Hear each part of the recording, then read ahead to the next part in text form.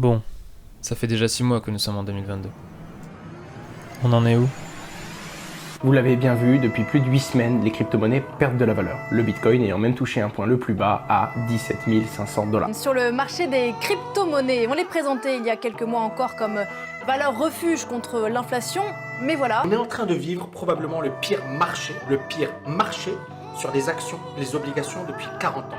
Sur les obligations, on parle même du pire marché depuis le 19e siècle.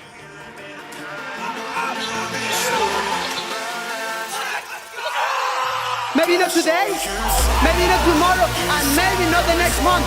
But only one thing is true.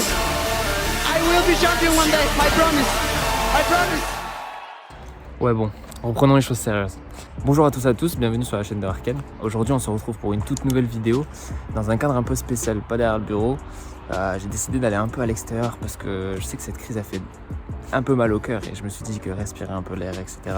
et parler de ce sujet dans un endroit qui était un peu plus apaisant, ça allait permettre d'éveiller nos sens et de parler de choses qui sont un peu sensibles pour certains. On va revenir un peu sur ce début d'année ça fait maintenant un peu plus de 6 mois. Et voilà, il s'est passé beaucoup de choses. Et comment un peu voir l'avenir, ou en tout cas à mon avis, comment moi je le vois. Et voilà, on discute avec vous sur comment vous le ressentez, etc. En réalité, pourquoi je parle d'un sujet pourquoi je dis qu'il est sensible ce sujet, c'est que pour la plupart, c'est leur première crise.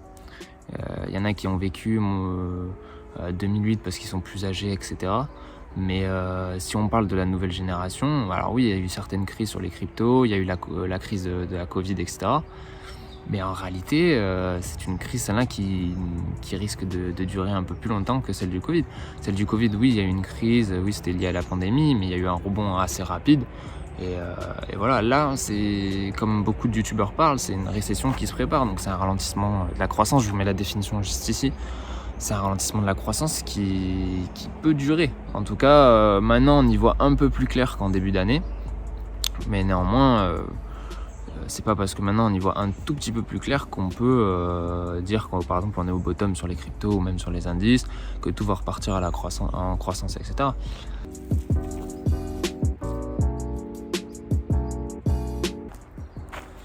Moi, en réalité, je voulais revenir aussi avec vous sur un point assez important, c'est surtout la psychologie.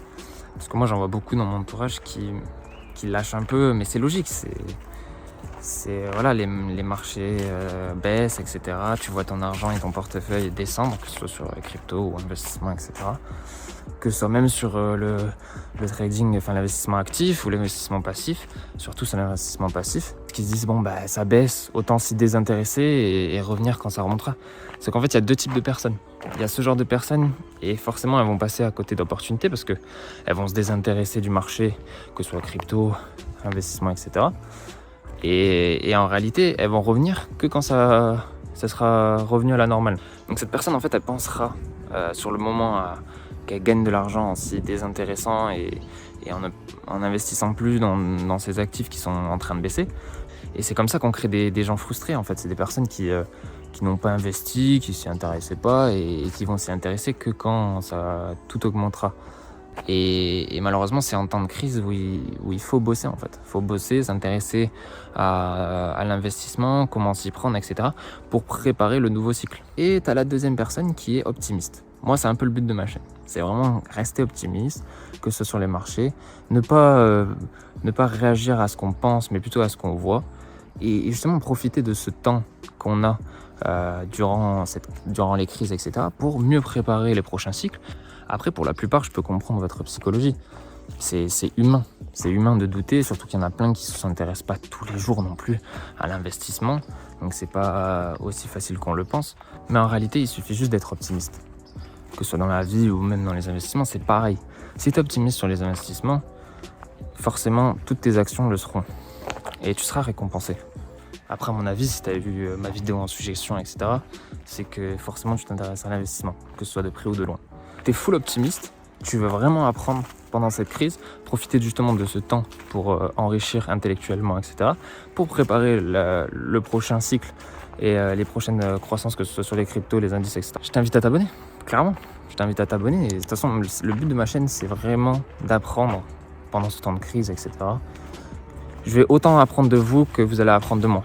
Donc le but de cette chaîne, c'est vraiment être solidaire entre nous et travailler. Souvent, il y a ce que je mêle à l'optimisme, c'est un peu la patience, parce qu'il y en a beaucoup qui sont impatients. Ils veulent direct avoir les gains, etc.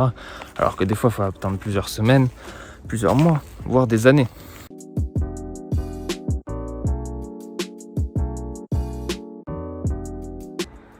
Un point qui est aussi mêlé à la psychologie, c'est l'impatience et la patience.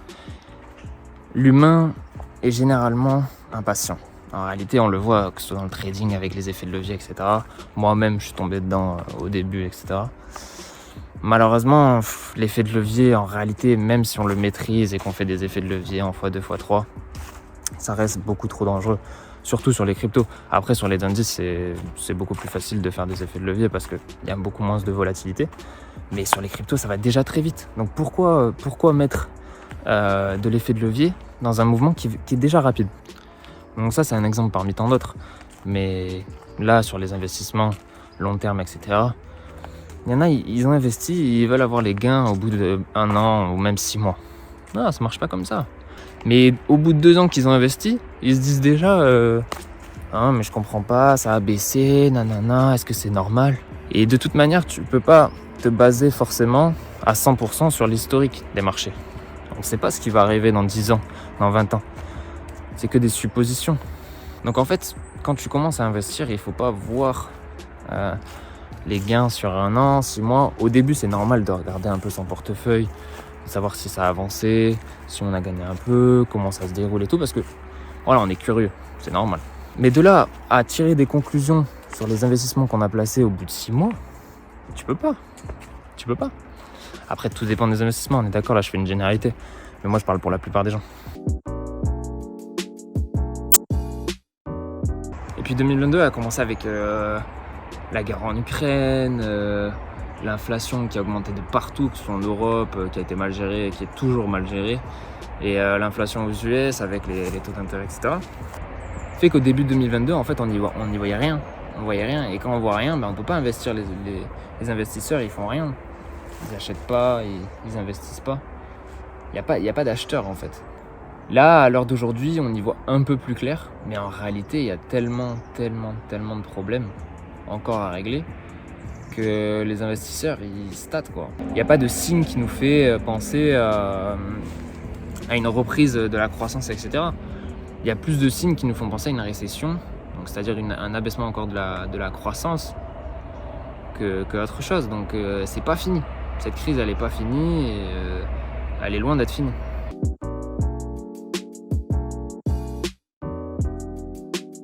Si on veut parler un peu du prochain cycle, etc., qui pourrait arriver dans pas longtemps ou dans longtemps, etc., si vous voulez que je me donne mon avis, je crois pas trop à tout ce qui est Rainbow Chart. Je vous le mets à l'écran, qui montre un peu par rapport à l'historique.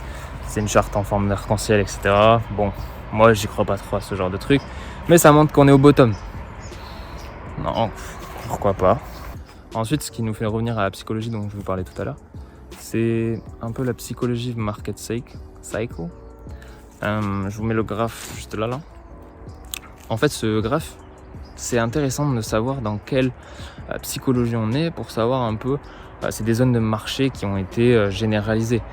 Ça se passe pas toujours comme ça, mais en réalité, il y a beaucoup de preuves dans l'histoire qui montrent que ce genre de graphique est plutôt intéressant, ou en tout cas plutôt concret, et qui pourrait se passer dans le futur.